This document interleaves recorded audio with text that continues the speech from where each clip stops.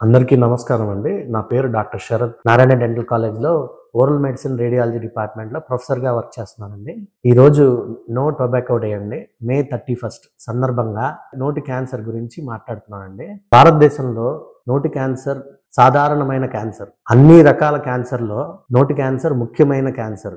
10 cancer కేసుల్లో 4 నోటి క్యాన్సర్‌లే ఉంటాయి. మరియు ఈ భారతదేశంలో ప్రతి సంవత్సరం 1,30,000 కొత్త నోటి క్యాన్సర్లు ప్రూవ్ అవుతున్నాయి.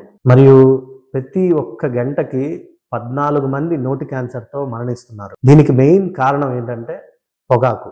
పొగాకు ఉత్పత్తులు మెయిన్గా 2 రకాలుగా ఉంటాయి. పొగతో కూడినవి, పొగతో కూడనవి. పొగతో కూడినవి సిగరెట్, బీడి, చుట్ట.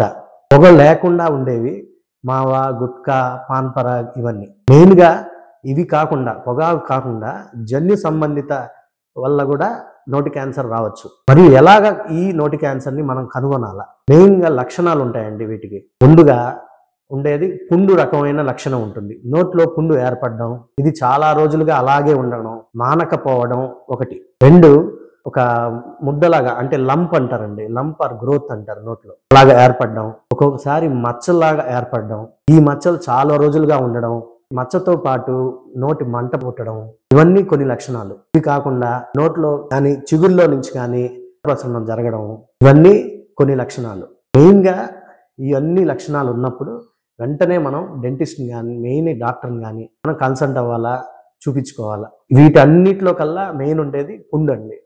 ఈ పుండు నాన్ హీలింగ్ అల్సర్ అంటారు. ఇది చాలా రోజులుగా నోట్లో ఉంటే ఇవి క్యాన్సర్గా మారడానికి మోర్ ఛాన్సెస్ ఉంటాయి. వీటితో పాటు మెయిన్గా ఉండేది చికిత్స. మెయిన్గా నోటి క్యాన్సర్ చికిత్స మెయిన్గా స్థానము మరియు దశ బట్టి ఉంటుందండి. క్యాన్సర్ దశ మళ్ళీ స్థానం బట్టి ఉంటుంది. ఇవి మెయిన్గా ట్రీట్మెంట్స్ ఏమున్నాయండి? చికిత్స, శస్త్రచికిత్స ఒకటి, రేడియోథెరపీ ఒకటి, మరియు కీమోథెరపీ.